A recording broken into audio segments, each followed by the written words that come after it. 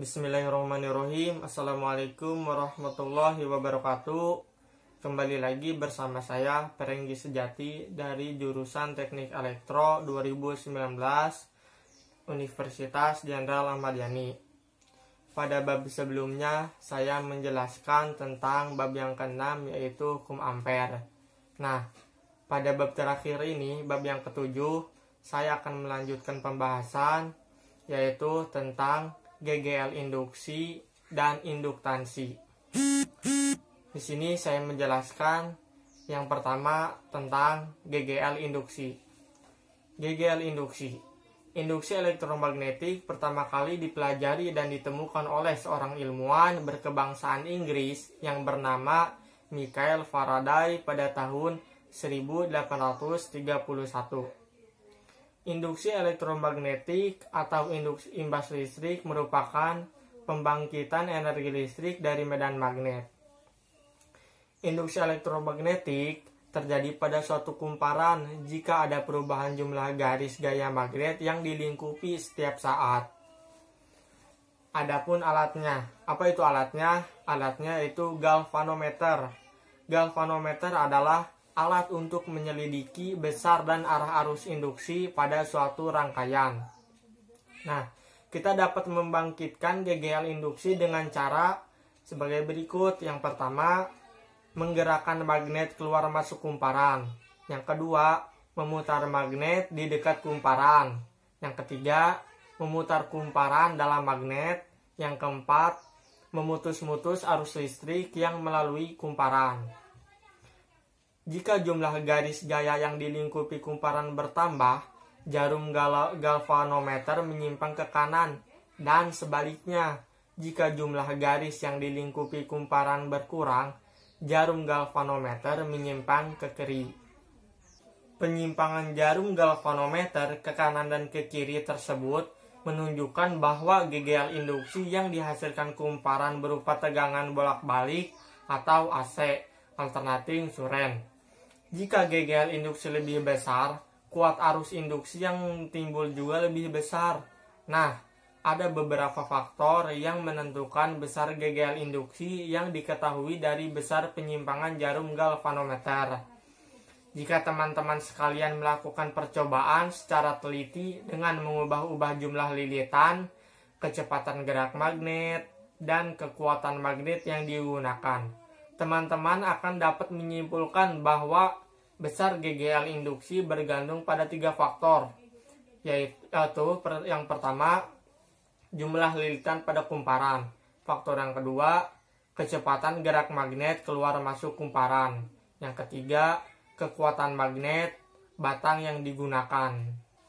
Sekarang tentang induktansi. Di sini saya menjelaskan tentang sedikit apa yang saya ketahui tentang induktansi. Induktansi adalah sifat dari rangkaian elektronika yang menyebabkan timbulnya potensial listrik secara proporsional terhadap arus yang mengalir pada rangkaian tersebut. Sifat ini disebut sebagai induktansi sendiri. Istilah induktansi sendiri pertama kali digunakan oleh Oliver Hafside pada Februari tahun 1886. Satuan induktansi dalam satuan internasional adalah Weber per ampere atau dikenal pula sebagai Henry yang disingkat H. Untuk menghormati Joseph Henry, seorang peneliti yang berkontribusi besar terhadap ilmu tentang magnetisme, 1 H sama dengan 1 Weber per ampere. Nah, pada bab 7 ini tentang GGL induksi dan induktansi, ada beberapa poin penting yang saya harus jelaskan. Poin yang pertama yang saya harus jelaskan yaitu tentang fluks magnetik. Fluks magnetik menyatakan jumlah garis gaya yang menembus permukaan dalam arah tegak lurus. Jika dalam suatu ruang terdapat medan magnet, jumlah garis gaya yang menembus permukaan arah tegak lurus dengan luas tertentu bisa berbeda-beda tergantung pada kuat medan magnet dan sudut antara medan magnet dengan vektor permukaan. Fluks magnet diartikan sebagai perkalian antara medan magnet B dengan luas per bidang A yang letaknya tegak lurus dengan induksi magnetnya. Secara matematis, rumus fluks magnet adalah Pi sama dengan B kali A. Faktanya, induksi magnet B tidak selalu tegak lurus pada bidang. Bisa membentuk sudut tertentu, misalkan ada sebuah induksi medan magnet yang membentuk sudut theta dengan garis normal, maka besarnya flux magnet yang dihasilkan adalah Pi sama dengan B kali A kali cos theta. Biar lebih jelasnya lagi, teman-teman bisa lihat gambar berikut. Nah, keterangan dari rumus tersebut adalah Pi yaitu flux magnet, B yaitu induksi magnet, A yaitu luas bidang, theta yaitu sudut antara induksi magnet, dan B yaitu dengan arah garis normal bidang. Poin yang kedua tentang hukum Faraday. Apa itu hukum Faraday? Michael Faraday tahun 1791 sampai 1867, seorang ilmuwan berkebangsaan Inggris, membuat hipotensi atau dugaan bahwa medan magnet seharusnya dapat menimbulkan arus listrik. Untuk membuktikan kebenaran hipotesis Faraday, hasil percobaan yang dilakukan Faraday menghasilkan sebuah hukum yang berbunyi, bila jumlah flux magnet yang memasuki suatu kumparan berubah, maka pada ujung-ujung kumparan timbul gaya gerak listrik induksi atau GGL induksi. Besarnya gaya gerak listrik induksi tergantung pada laju perubahan flux dan banyaknya lilitan. Secara matematis, GGL yang dihasilkan dapat ditentukan dengan menggunakan rumus tersebut, yaitu sigma sama dengan min N dikali dP per dt. Tanda negatif menunjukkan arah induksi. Keterangan dari rumus tersebut yaitu sigma sama dengan GGL induksi, N sama dengan jumlah lilitan, dP per dt sama dengan laju perubahan flux magnet. Biar teman-teman lebih jelas lagi, bisa lihat gambar rumus tersebut. Dari rumus tersebut, untuk menimbulkan perubahan flux magnet agar menghasilkan GGL induksi dapat dilakukan dengan beberapa cara, antara lain yang pertama, memperbesar perubahan induksi magnet B. Yang kedua, memperkecil luas bidang A yang ditembus oleh medan magnet. Dan yang ketiga, memperkecil sudut. Poin yang ketiga tentang hukum Lenz. Hukum Lenz berbunyi, arah arus induksi dalam suatu kumparan adalah sedemikian rupa sehingga medan magnet yang dihasilkan arus tersebut melawan perubahan flux penyebabnya. Jika flux yang menyebabkan GGL makin lama makin kecil, maka arah arus induksi harus sedemikian rupa sehingga medan magnet yang dihasilkannya memperbesar flux tersebut. Ini hanya mungkin jika arah medan magnet yang dihasilkan arus induksi searah dengan arah medan magnet yang diterapkan pada loop dan sebaliknya. Biar lebih jelasnya, perhatikan gambar tersebut. Berdasarkan gambar tersebut dapat diperoleh yaitu yang pertama, arah V merupakan arah dari penyebab perubahan. Yang kedua, arah gaya Lorentz FL akan selalu berlawanan dengan arah V. Yang ketiga, dengan menggunakan aturan tangan kanan, maka diperoleh arah I dari P ke Q. Nah, sebagaimana dapat dirumuskan secara matematis, yaitu sigma sama dengan B dikali I dikali V. Biar lebih jelasnya bisa lihat rumus gambar tersebut. Poin yang keempat tentang induktansi. Di sini saya sedikit menjelaskan tentang induktansi.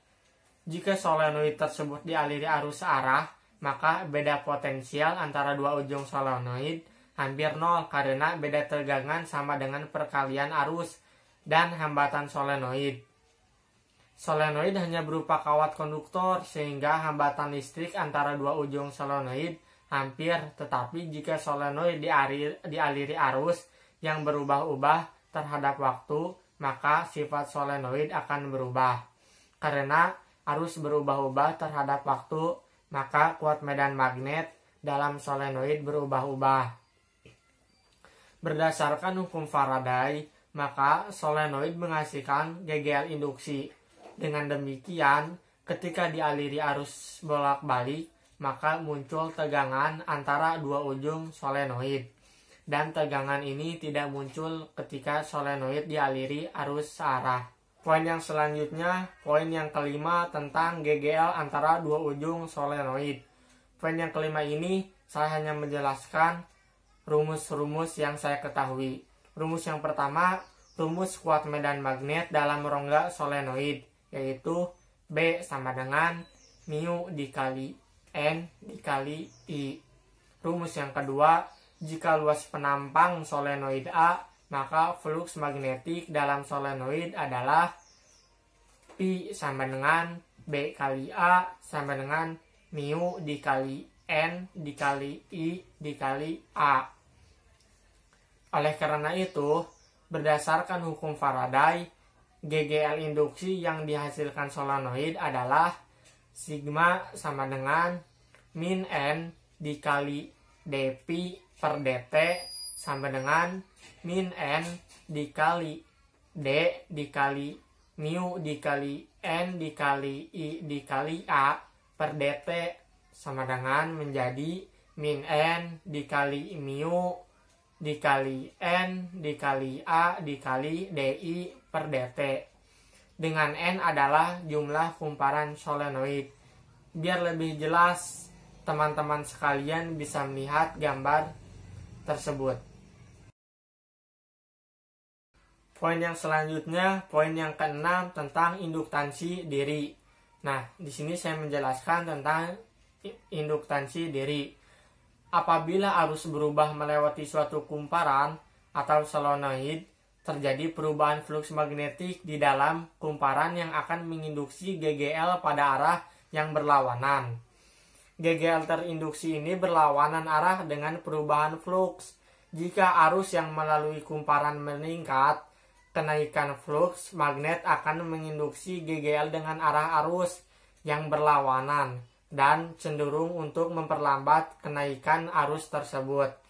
Dapat disimpulkan bahwa GGL induksi sebanding dengan laju perubahan arus yang dirumuskan secara matematis, yaitu sigma sama dengan min L dikali DI per dt. Dengan I merupakan arus sesaat dan tanda negatif menunjukkan bahwa GGL yang dihasilkan berlawanan dengan perubahan arus. Konstanta kesebandingan L disebut induktansi diri atau induktansi kumparan yang memiliki satuan Henry yang disingkat H. Jika L adalah panjang solenoid, maka dapat dirumuskan secara matematis, yaitu N sama dengan N per L. Bisa bedain N yang kecil apa dan N huruf besar itu apa. Dengan demikian dapat diperoleh bentuk lain ungkapan induktansi diri, yaitu dapat dirumuskan secara matematis L sama dengan N kuadrat dikali mu dikali A per L.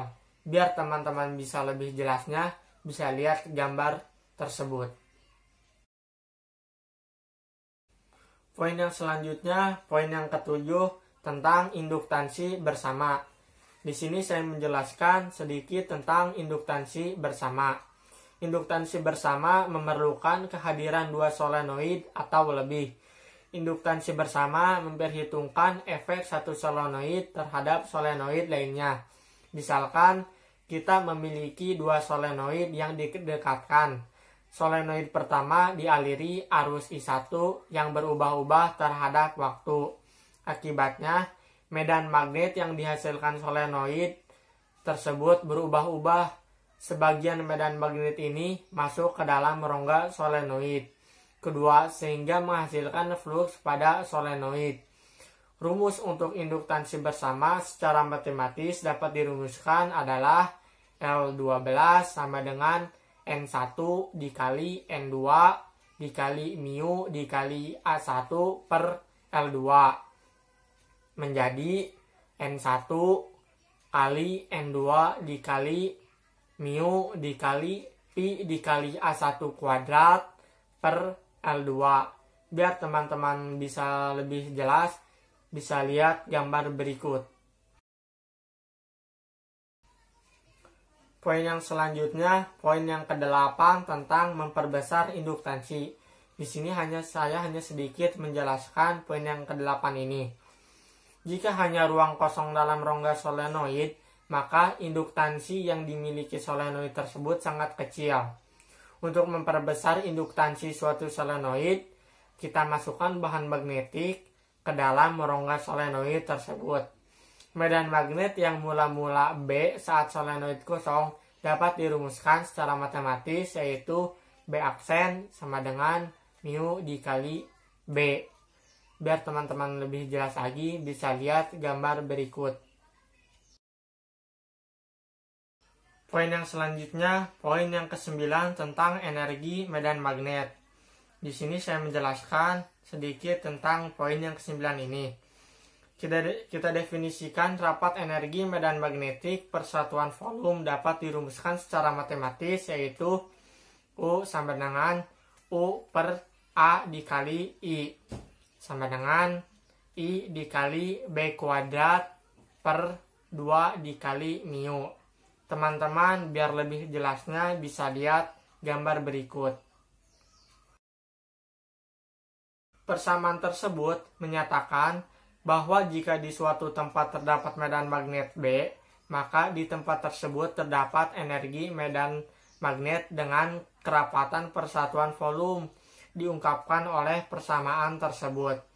Bentuk persamaan sangat mirip dengan ungkapan rapat energi medan listrik. Poin yang selanjutnya, poin yang ke-10 tentang transformator. Di sini saya menjelaskan sedikit tentang poin yang ke-10 ini. Transformator yang sering disingkat trafo adalah alat listrik yang digunakan untuk mengubah tegangan listrik menjadi lebih besar atau lebih kecil dari tegangan semula. Transformator terdiri dari 3 komponen pokok, yaitu yang pertama, kumparan pertama atau primer yang bertindak sebagai input atau masukan. Yang kedua, kumparan kedua atau sekunder yang bertindak sebagai output atau keluaran. Yang ketiga, inti besi yang berfungsi untuk memperkuat medan magnet yang dihasilkan. Persamaan transformator dengan demikian secara matematis dapat dirumuskan, yaitu sigma S per sigma P sama dengan NS dikali AS per NP dikali AP. Jika dianggap bahwa luas penampang kumparan primer dan sekunder sama, maka diperoleh rumus secara matematis, yaitu sigma S per sigma P sama dengan NS per NP. Biar teman-teman lebih jelasnya bisa lihat gambar berikut. Jika NS kurang lebih kecil dari NP, maka tegangan ini disebut trafo step down atau trafo mengundurkan diri.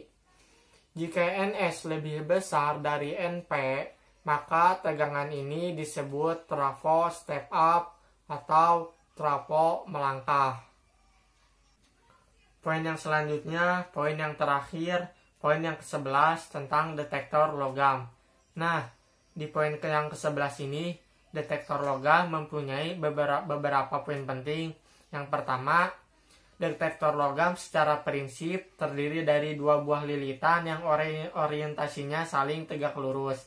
Yang kedua, arus bolak-balik dialirkan ke lilitan besar sehingga dihasilkan medan magnet yang berubah-ubah terhadap waktu di sekitar lilitan tersebut. Tetapi, karena arah medan magnet yang dihasilkan kumparan besar masuk ke kumparan kecil dalam arah yang sejajar bidang kumparan kecil, maka tidak ada fluks magnetik dalam kumparan kecil. Dengan demikian, tidak ada arus yang dihasilkan di kumparan kecil. Yang ketiga, arus yang dihasilkan dalam logam menghasilkan medan magnet yang berubah-ubah di sekitarnya. Alhamdulillah, mungkin cukup sampai di sini pembahasan bab yang ke-7 yang saya sampaikan. Mohon maaf apabila ada kesalahan kata dari bab-bab sebelumnya yang saya jelaskan. Mohon dimaafkan dan semoga bermanfaat dari bab pertama sampai bab yang saya jelaskan yang terakhir ini untuk teman-teman sekalian. Wabillahi taufiq wal hidayah. Wassalamualaikum warahmatullahi wabarakatuh.